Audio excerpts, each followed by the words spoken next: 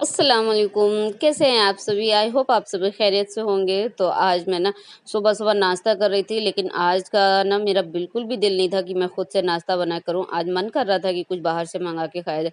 होता है ना कभी-कभी इंसान का दिल करता है कि कुछ अलग-सा खाया जाए, रोज़-रोज़ एक जैसा नहीं खा सकते ना। या फिर यूँ कहिए कि रोज़-रोज़ मैं अपने हाथ का खा-खा के ना बोर हो गई, तो इसलिए मैंने सोचा चलिए आज मैं बाहर से मँगा के खाती हूँ। तो ये था हमारा आज का नाश्ता और इसके बाद मैं आपको सीधा दिखाती हूँ। रात का हम लोग जा रहे थे, मेरे हस्बैंड के एक फ्रेंड हैं, उनके मॉम डैड की ना 50 शादी के 50 साल हो गए हैं, तो वो उसकी 50वीं सालगिरह जो है ना वो सेलिब्रेट कर रहे थे, उसके लिए हम लोग को इनवाइट किया हुआ था। तो हम लोग वहाँ जा रहे थे और हमें जाना था नोएडा, तो हम नोएडा जा रहे थे और नोएडा के रास्ते में देखिए ना बिल्डिंगें कितनी अच्छी-अच्छी आती है नोएडा में, तो वो बहुत अच्छी लगती है और फिर उन पे लाइटिंग हो रखी होती है ना, तो रात में ये सब देखने में मज़ा ही अलग आता है। तो मैं वही कह रही थी कि यार हम लोग रात में घूमने निकला करें कहीं, तो कितना अच्छा लगता है, लाइटिंग वगैरह होती है। अब वही है कि निकल ही नहीं पाते हैं यार, कहीं जाना ही नहीं हो पाता है, तो लेकिन अब कहीं न अगर मौका मिला करेगा ना तो ज़रूर जाया करूँगी। तो हम लोग यहाँ से निकल गए थे नोएडा के लिए, तो चलिए अब हम लोग मिलते हैं आपको वेन्यू पर। लेकिन मैं आपको बता दूँ कि आप हमारी वीडियो को पूरा देखिएगा, हमारे चैनल को सब्सक्राइब करना बिल्कुल मत भूलिएगा, बिल्कुल फ्री है गाइस, आप इसको सब्सक्राइब ज़रूर कर लीजिएगा। और देखिए ये हम लोग पहुँच गए थे, ये हमने क्लब के अंदर एंट्री कर रहे थे हम लोग, तो हम लोग वहाँ पर पहुँच गए थे, लेकिन अब मैं आपको दिखाऊँगी, वो शायद अंदर ऊपर जाकर था ना, तो हमें आपको मैं डायरेक्ट फिर दिखाती हूँ हॉल।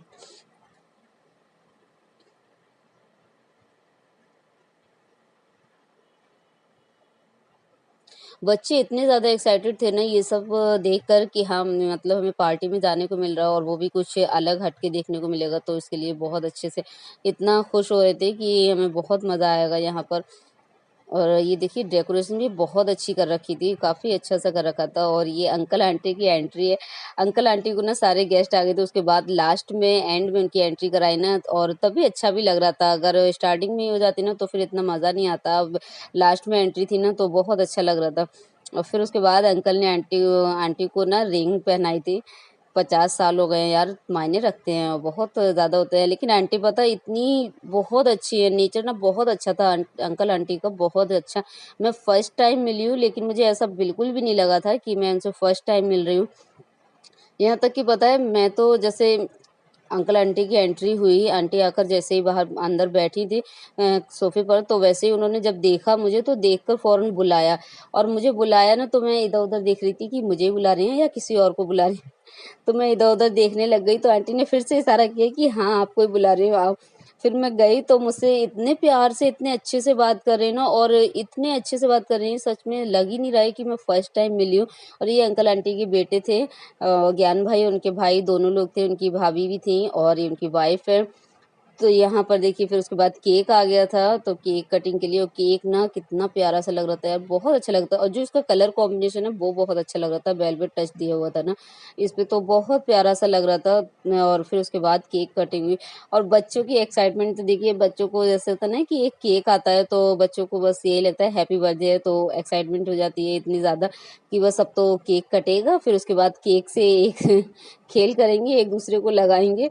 तो बस यही सब बच्चों को सबसे ज़्यादा इसी बात की खुशी रहती है बच्चों को। तो फिर केक कट चुका था और उसके बाद आंटी जी देखिए कितनी खुश है यार, मैं तो या वहाँ पर देखकर ये हैरान थी कि अंकल आंटी की ना जो बॉन्डिंग है ना वो बहुत अच्छी है। और ज्ञान भाई का डांस देखा आपने, फिर उसके बाद खाना खुल गया था, तो फिर हम लोगों ने फिर खाना खाया और खाना भी बहुत अच्छा था, बहुत ही अच्छा था, टेस्टी था, बहुत प्यारा-सा, मतलब जो होता है ना एक टेस्ट जो होता है ना खाने में, वो तो आपको आप अच्छे से खा लेते हैं, पेट भर जाता है। मैंने बहुत अच्छे से एन्जॉय करके खाया, काफ़ी अच्छा था। फिर खाना खाने के बाद ना हम लोगों ने स्वीट डिश भी थी वो भी ली, और उसके बाद फिर हम लोग बैठे रहे, काफ़ी देर हम लोगों ने वहाँ पर एंजॉय किया, सबके साथ बैठे।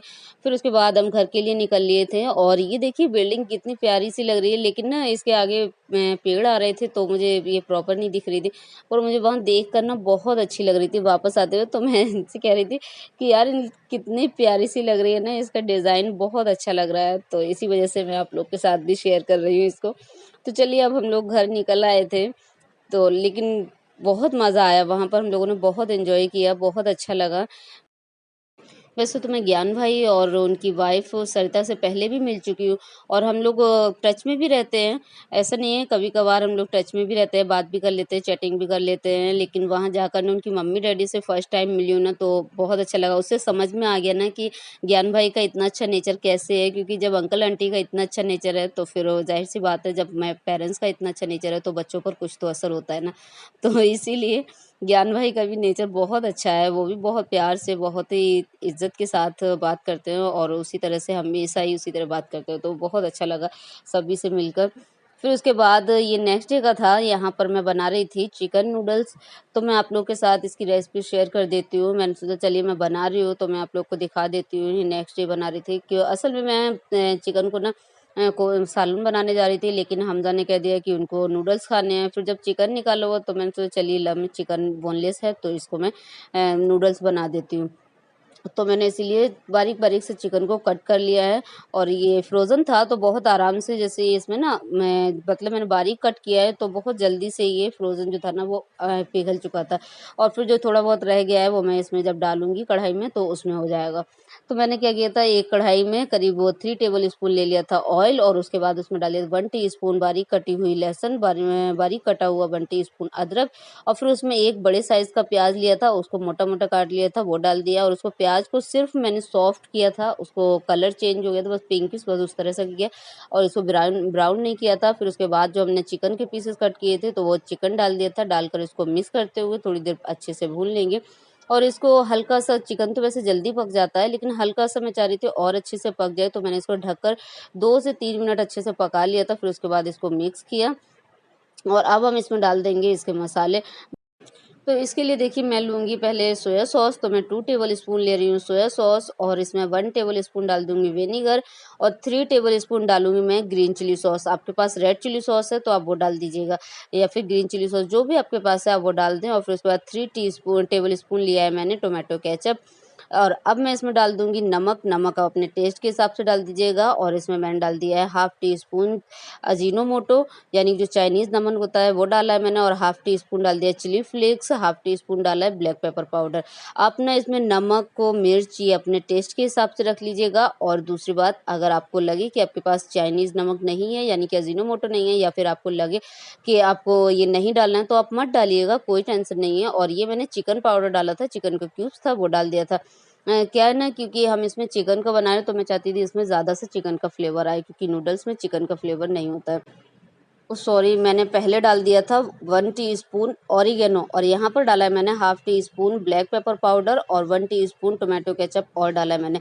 मैंने जहाँ आपको पहले बताया था ना कि मैंने ब्लैक पेपर डाला है, वहाँ पर मैंने 1 टीस्पून ऑरिगेनो डाला था। मुझसे कहते हैं ना कभी-कभी गलती हो जाती है इंसान से, तो बस थोड़ी-सी गलती हो गई थी और उसके बाद मैंने इस सारी सॉस को ना मिक्स किया और उसके बाद मैंने इसमें हल्का-सा पानी डालकर थोड़ा-सा सॉसे और कर लिया था ताकि ये मिक्स करने में आसानी रहेगी और फिर उसके बाद मैंने इसमें सॉस को ज़रा-सी देर पकाया और उसके बाद हमने इसमें नूडल्स मिक्स कर दिए थे और नूडल्स डालकर ना मैं अच्छे से मिक्स कर रही थी और एक हाथ से हो नहीं रहा था, तो मैंने फिर क्या किया कि साथ में एक छोटी जो मतलब टीस्पून थी ना, तो मैंने वो ले ली और उसके साथ में मिक्स करके मैं मिक्स करने लग गई थी और इससे मुझे काफ़ी हेल्प हुई। आप भी ना इसी तरह से करें, 2 तरह से मतलब 2 स्पून लें और उसके बाद उससे मिक्स करें ना तो बहुत अच्छे से मिक्स हो जाता है। तो ये मिक्स हो गया था और ये हमारे नूडल्स बनकर रेडी हो गए हैं, तो मैं इसको बस इसी तरह से 2 मिनट के लिए ऐसे ही छोड़ दूँगी और अब मैं यहाँ पर सर्व कर रही हूँ।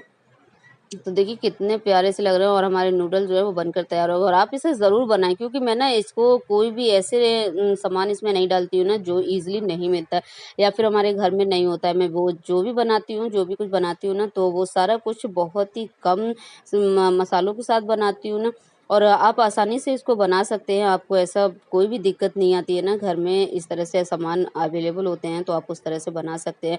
और इसके बाद फिर मैं आप लोग के साथ कुछ फ़ोटोज़ है वहाँ की जो मैं आप लोग के साथ शेयर कर रही हूँ, तो आप लोग उसको एन्जॉय कीजिएगा।